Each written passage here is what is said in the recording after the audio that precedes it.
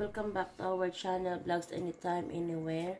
So, today's video, gagawa ako ng puto maya, which is the glutinous rice or sweet rice. So, ipakita ko sa inyo kung ano yung mga sangkap. So, by the way, yung puto maya, dalawang klase yan, may plain at saka yung isa may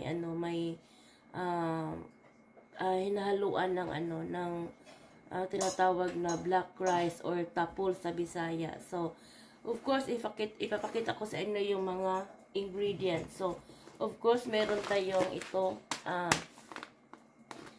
2 kilo na glutinous rice or sweet rice. At saka, meron tayong, kasi haluan ko ng black rice nga, so meron tayong ito, tapol or black rice. So, ilalagay ko lang dito sa kasi, isasalang ko muna or pakukuluan ko muna siya ng mga ilang minuto. Kasi, siya, hindi siya pwedeng isahog or i-mix diretso doon sa glutinous rice kasi mas mas matagal siya maluto. So, I have to boil this first. So, and then, of course, we have 2 cans of coconut milk and of course, sugar. And then, lalagyan ko din siya ng a pinch of salt para lilito yung tamis niya. So, and of course,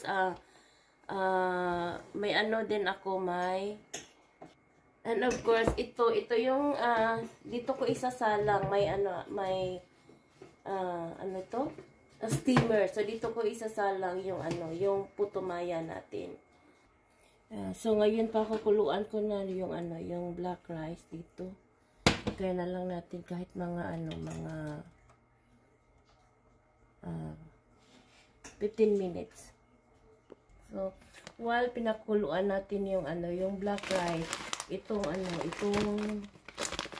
glutinous rice, hugasan natin at saka ibabad natin ng mga 30 minutes sa water.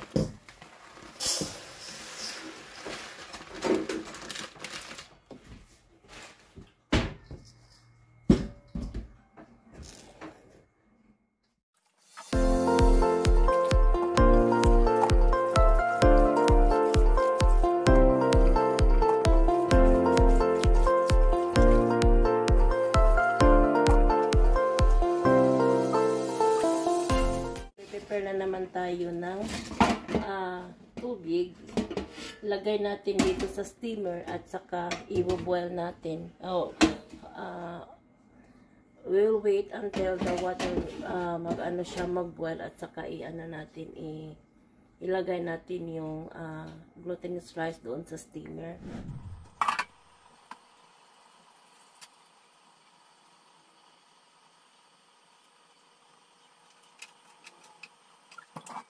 So, na natin.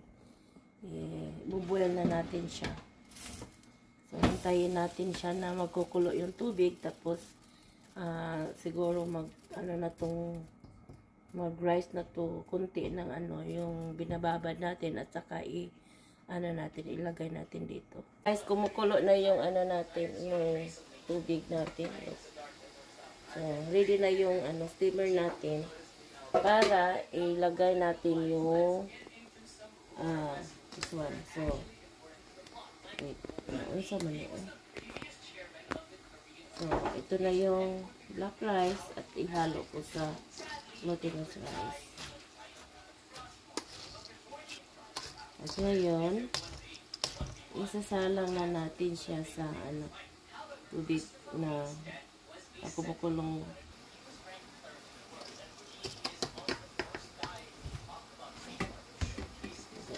Dito. Isasalang natin siya ng mga 1 hour hanggang siya, luto na siya at saka natin,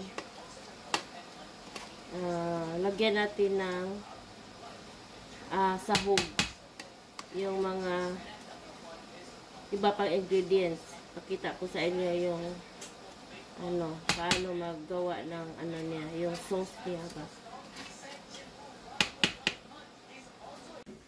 So, i-check na natin guys kung ready na ba nalagyan natin siya ng gata. So, we'll see.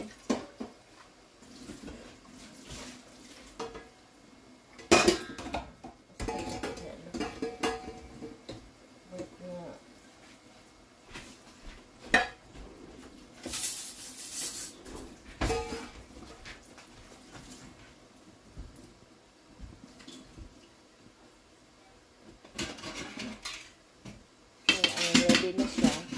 So, mag-ano muna tayo. Lagyan muna natin siya ng gata dito. So, wala pang ito, wala pang timpla. Lagyan lang natin siya para maano.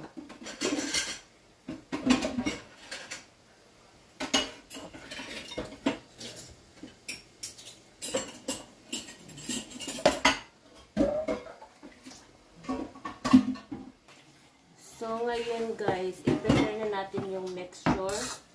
So, yung dalawang gata.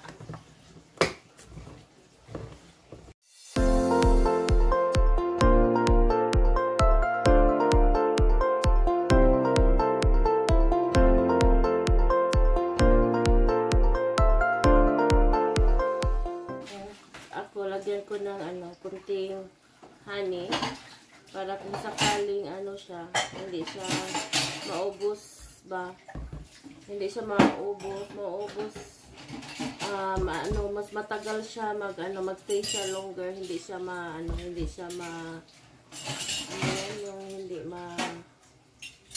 sira agad.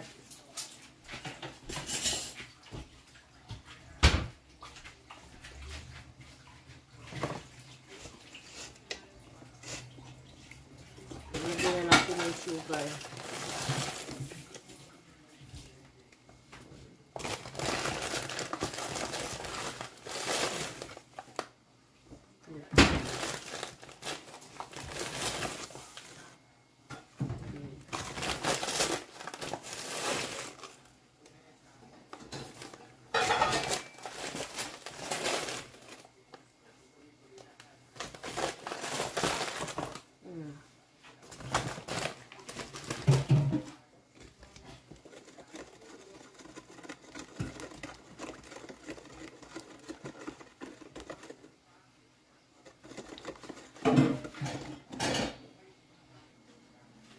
Lagyan natin ng asin.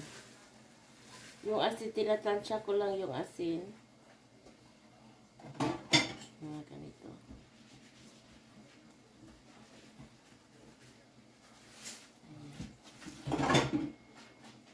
So, i-mix natin ng i-mix.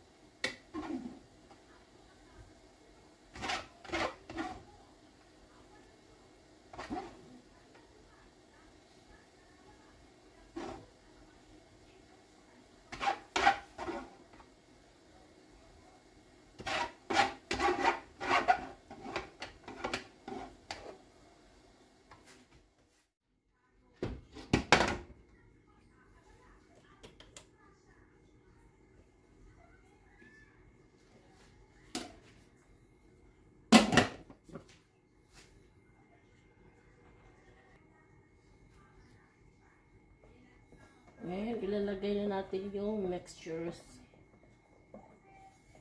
So,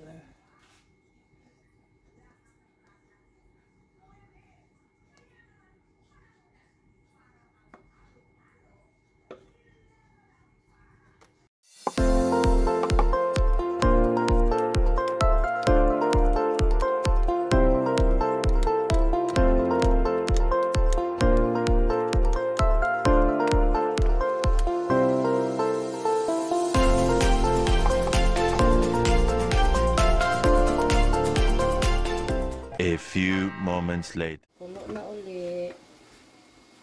Ayan. So, isasalang natin uli. Isasalang natin ng mga 15 minutes.